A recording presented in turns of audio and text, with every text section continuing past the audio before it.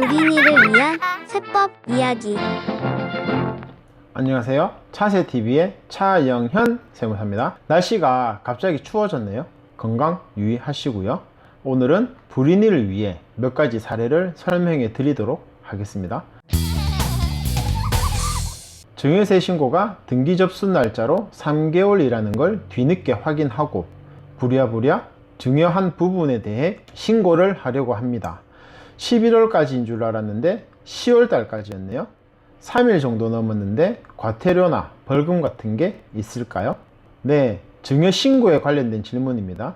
일반적으로 증여세의 신고 기한은 증여받은 날이 속하는 달을 말일부터 3개월 이내입니다. 이 기한 내에 신고를 할 경우 증여세액에서 3%를 공제해주고 있으니 기한 내에 필히 신고하시기 바랍니다. 만약 기한 내에 신고를 하지 못하였을 경우에는 납부세액의 20%만큼 무신고 가산세가 부과되고요. 매일마다 만분의 25의 납부 불성실 가산세가 부과됩니다. 연으로 따지면 9.123%입니다. 상당히 많죠. 무신고 가산세의 경우 기한이 지난 후 1개월 이내면 50%, 3개월 이내면 30%, 6개월 이내면 20%의 가산세 감면이 있으니 늦었다고 걱정하지 마시고요. 얼른 신고하시기 바랍니다.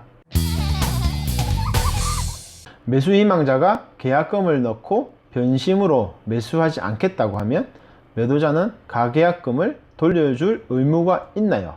이 경우에는 1,000만 원이라고 하시네요. 그리고 혹시 내야 하는 세금이 있나요? 계약금을 받은 후 매수자가 계약을 해지할 경우 받은 계약금이 아니라 약정된 계약금을 위약금으로 지급하여야 합니다. 여기서 약정된 계약금에 체크 좀 해주시고요. 그리고 이때 받은 위약금은 기타 소득으로 과세됩니다. 기타 소득이 300만 원을 초과할 경우에는 다른 소득과 합산하여 익년 5월에 종합소득세 신고를 하여야 합니다. 원래 위약금 지급할 때 지급하는 쪽에서 22%의 세금을 원천 징수하여 국세청에 선납하고 신고를 하여야 하나 개인 간의 거래의 경우 대부분 신고를 하지 않습니다. 지급하는 쪽에서 신고하지 않았다고 그냥 넘어가시면 안 되고요. 익년 5월에 종합소득세 신고하실 때 위약금도 포함해서 신고하셔야 됩니다. 이 경우 신고하지 아니할 경우에는 추후에 국세청에서 연락 올 가능성이 있기 때문에 그 점 염두에 두셔야 될 것 같고요. 현재 2주택입니다. 두 군데 모두 비조정 지역입니다.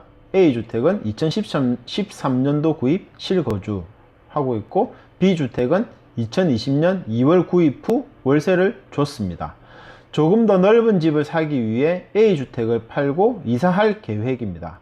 B주택 구입 후 2년 안에 A주택을 팔아서 일시적 2주택 혜택을 받는 걸로 아는데 B주택 구입 후 1년이 안 된 상태에서 C주택을 사면 어떤 불이익이 있나요?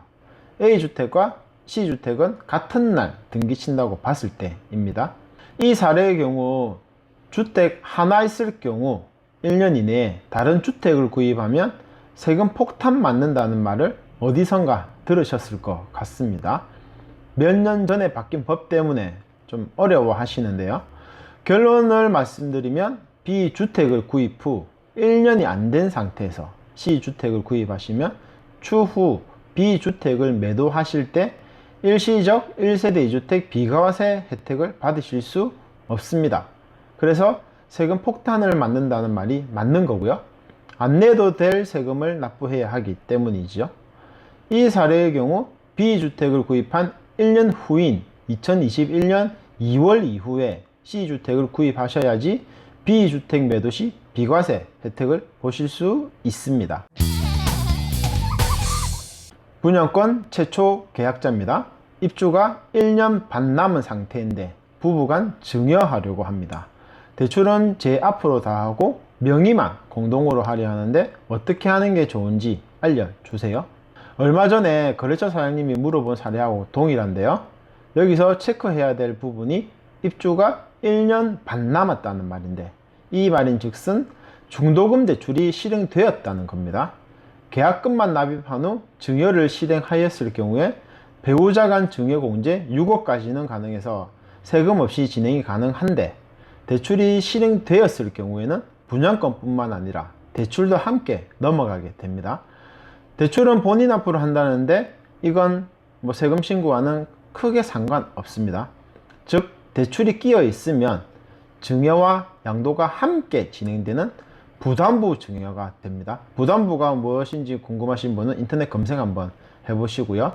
그래서 이 사례의 경우 금액이 얼마인지는 몰라 세금 계산은 불가하지만 분양권이 6억이 안 된다 하더라도 양도세는 나올 것으로 사료됩니다.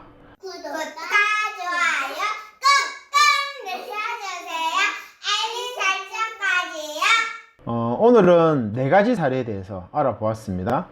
저희 편집을 맡고 계시는 김 PD님이 가입되어 있으신 카페에서 사례를 찾고 있는데 예상보다 많은 부동산 세금 관련 질문이 있으시더라고요. 부동산 세법이 너무 복잡하게 변경되어서 케이스에 따라 세금이 천차만별이다 보니 다들 궁금해 하시는 것 같습니다. 누구나 궁금해 할 사례들 찾아서 다시 찾아뵙도록 하겠습니다. 그럼 다음 주에 뵙겠습니다. 감사합니다.